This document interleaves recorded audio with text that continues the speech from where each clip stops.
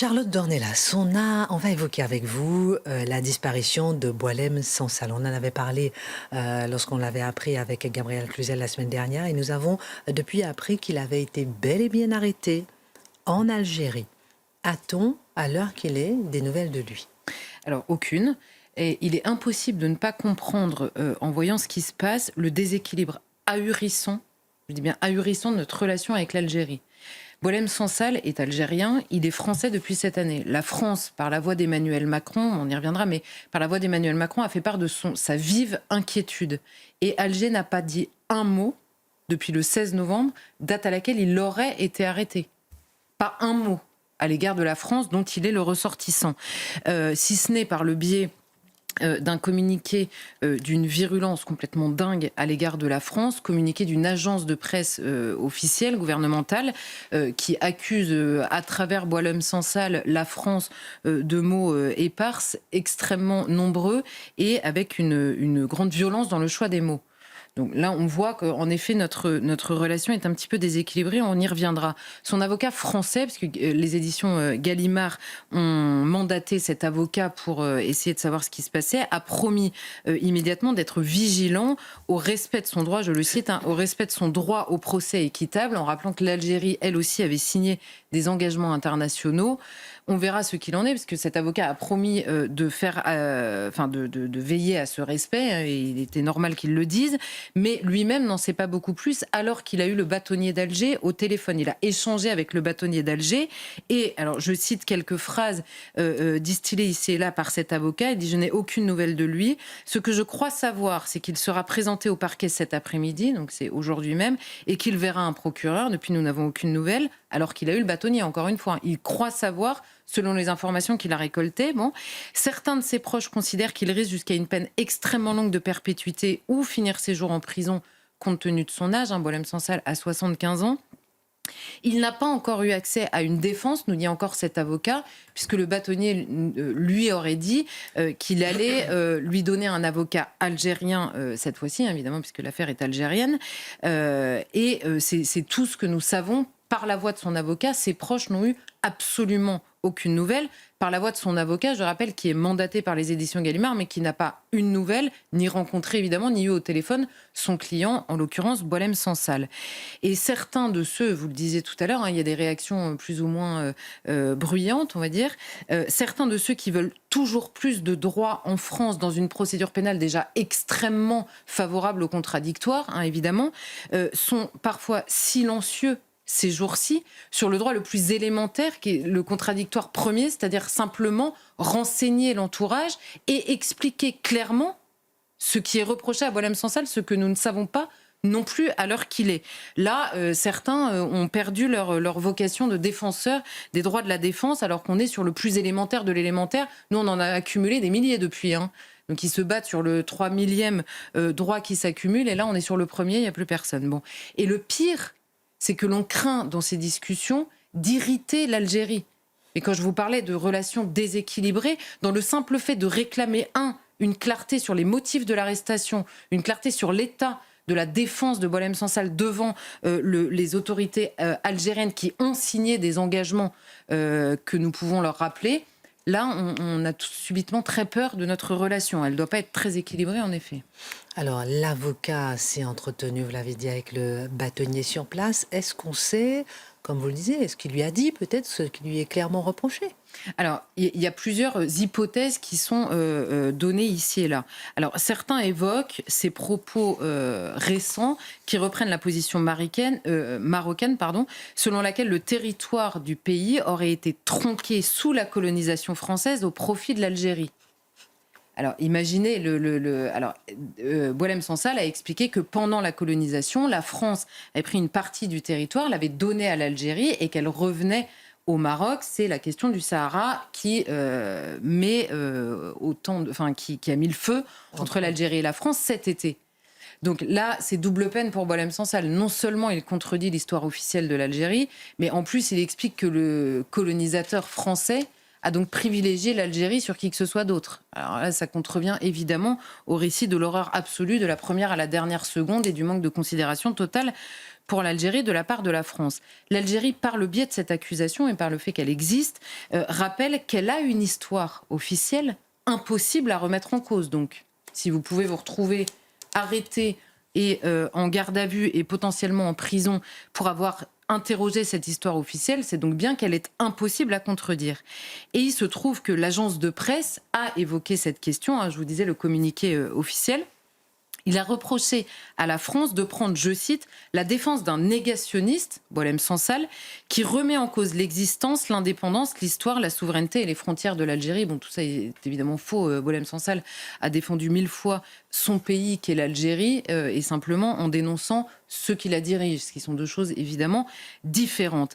Et notre responsable mémoire avec l'Algérie, on le connaît bien, l'historien Benjamin Stora. Benjamin Stora, il est interrogé ces derniers jours et il nous dit, il est vrai, alors il dit ça ne vaut pas arrestation, mais il a pu blesser par cette déclaration, il a pu blesser, je le cite, le sentiment national algérien. Alors je n'entends jamais ces pudeurs-là. Lorsque ceux qui défendent le sentiment national français, sans vouloir emprisonner ni judiciariser qui que ce soit, je répète, ceux qui défendent ou qui se disent blessés dans leur sentiment national français et qui se font insulter ou menacer. Eux, ils n'ont aucun argument en leur faveur. Mais par contre, quand l'Algérie emprisonne, on peut quand même chercher à le comprendre. Bon, c'est à n'y rien comprendre. Et par ailleurs, j'aimerais que Benjamin Stora nous explique donc si cette déclaration de Boualem Sansal a pu, je le cite encore, blesser le sentiment national.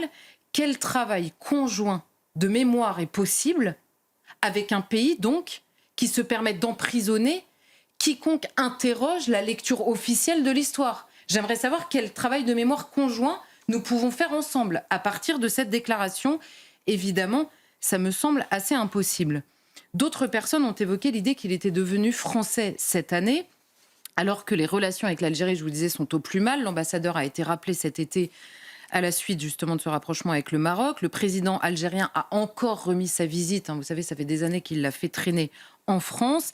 Et la repentance qui est reprochée par certains Français, notamment au président de la République quand il en a usé, est utilisée contre la France au moment d'accuser Boualem Sansal. Dans ce même communiqué, on dit comment le président de la République, qui parle de crimes contre l'humanité en parlant de la colonisation et qui récemment honore un héros du FLN, comment ce même président de la République peut soutenir Boualem Sansal qui ne dit pas, qui raconte une histoire exactement différente. Vous voyez, c'est même utilisé contre nous pour encore nous accuser. D'autres encore évoquent le combat de Boualem Sansal, dans les raisons de son arrestation, contre le pouvoir corrompu qu'il décrit comme corrompu en Algérie, contre l'islamisme et son extension également en Algérie.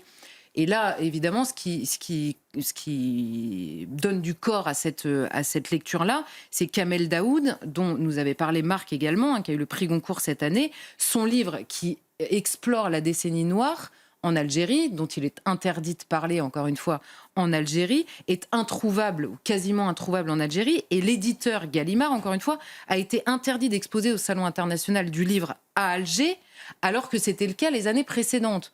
Vous voyez, il y a des choses qu'on ne dit pas, qu'il est interdit de dire en Algérie quand il s'agit de son histoire. Et je précise que c'était avant toute la polémique autour du livre de Kamel Daoud, de savoir est-ce qu'il a récupéré ou pas l'histoire de la patiente de sa femme. C'était avant cette polémique, donc ça portait bien sur le sujet de son livre. D'autres, enfin, évoquent sa position dans le conflit israélo-palestinien. En effet, le communiqué, toujours lui, qualifie la France tout simplement de pays macronisto-sioniste. Fermez les guillemets. Bon, donc évidemment, on sent qu'ils sont un petit peu tendus sur le sujet. Et l'avocat, pour revenir à lui, a indiqué ne pas savoir donc la raison précise, et je le cite, mais ce qui lui est reproché, c'est de toute évidence l'ensemble de son œuvre. Fermez les guillemets, donc c'est évidemment pour tout ça. Mais l'avocat nous dit que lui ne veut pas envenimer la relation franco-algérienne, envenimée de facto et initialement par l'Algérie quand même, précisons-le. Charlotte, il y a une question aussi qui m'interpelle. Certains se taisent, d'autres accusent la France de haïr l'Algérie, aux défenseurs d'être xénophobes, et la plupart semblent mal à l'aise avec la condamnation de l'arrestation d'un écrivain par l'Algérie. Comment lire ces différentes réactions? Parfois, Charlotte, on a envie de se dire, par exemple, on critique certains d'être fachos, si vous permettez l'expression, mais on a l'impression que là, les fachos ne sont pas des fachos. Ah oui, bah tout est à front renversé là, en permanence. Alors, on va mettre de côté dans l'examen des différentes réactions la réaction gouvernementale. Beaucoup de gens ont fait remarquer, Emmanuel Macron a réagi de manière extrêmement discrète et le gouvernement ne s'est pas exprimé. On attend. La diplomatie a ses raisons que le débat public ignore. Et il est évident qu'il y a la vie d'un homme qui est en jeu et que cette discrétion est probablement imposée par ça. Pour le reste, certains évoquent eux-mêmes cette pudeur, n'étant pas ni dans le gouvernement ni dans les relations, parce que les diplomates s'expriment assez rarement sur les plateaux de télévision. Donc nous autres, certains disent c'est pas le moment de parler. Alors moi je note une chose, c'est pas le moment de parler peut-être. En effet, peut-être que ça peut risquer de faire réagir l'Algérie. Bon, imaginons si le gouvernement du pays étranger en question avait été d'extrême droite, comme dirait Mathieu, c'est-à-dire qualifié comme tel. Je ne sais pas, imaginons la Hongrie, la Pologne avant les dernières élections, ce genre de pays. Les États-Unis, imaginez. Bon, si ça avait été un gouvernement comme ça, est-ce qu'il y aurait eu cette pudeur dans les réactions ? Est-ce qu'on aurait attendu de savoir ce qu'il allait en devenir pour avoir des réactions ? Alors je tire de ça deux choses. Soit nous avons complètement perdu notre boussole et donc nous réagissons, enfin nous, les personnes qui ne réagissent pas en l'occurrence, réagissent en fonction de leur proximité supposée ou réelle avec le gouvernement, en l'occurrence algérien par rapport à un éventuel gouvernement d'extrême droite, ou alors il y a une réelle menace qu'il n'y a pas dans les pays qu'on attaque toute la journée. Ça peut être la deuxième raison.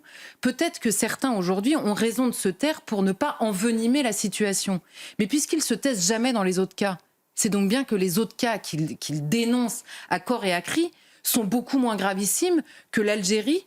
Au moment où elle arrête un homme, on est obligé de se taire pour éviter que ça envenime la situation. Donc c'est pire peut-être que dans certains pays qui sont pourtant pointés du doigt du matin au soir. Il faudrait explorer cette piste. Alors évidemment, vous parliez de l'accusation de xénophobie. Oui. Boualem Sansal étant lui-même accusé de xénophobie, il est natif et citoyen du pays en l'occurrence qu'il a arrêté. Donc l'accusation de xénophobie, elle est grotesque ou alors les mots n'ont plus aucun sens. On va la laisser de côté aussi, même si évidemment pour nous il est français également. Là en l'occurrence il est arrêté en tant qu'Algérien. Et évidemment les accusations d'ingérence. Alors ça aussi c'est une histoire qui regarde dans le droit algérien. Boualem Sansal d'abord est français et il n'a fait qu'écrire et parler. Je rappelle à toute fin utile que l'Algérie s'était fondue, le gouvernement algérien, cette fois-ci, ils avaient la parole, ils savaient s'adresser à la France.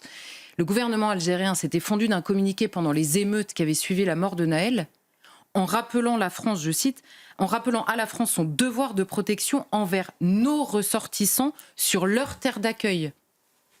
Ressortissants en l'occurrence, qui étaient nés en France, puisque quelques jours plus tard, on nous expliquait que tout ça n'avait plus rien à voir avec l'immigration. Il faut savoir, en fait, soit c'est leurs ressortissants, soit ça n'a rien à voir, mais au bout d'un moment, il va falloir choisir. Donc, en matière d'ingérence, au pire moment, c'est-à-dire pendant les émeutes, l'Algérie n'a pas eu peur de réagir et de s'immiscer dans les affaires. Pour le reste, nous avons à ce point... Très, très intéressant. Pardon. Non, mais...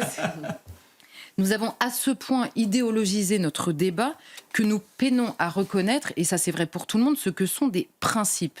Alors, exception faite du monde littéraire qui, pour une fois, parce que ça lui est déjà arrivé de communier à ça, mais là, est assez uni, et franchement, saluons-le pour immobiliser derrière Boualem Sansal.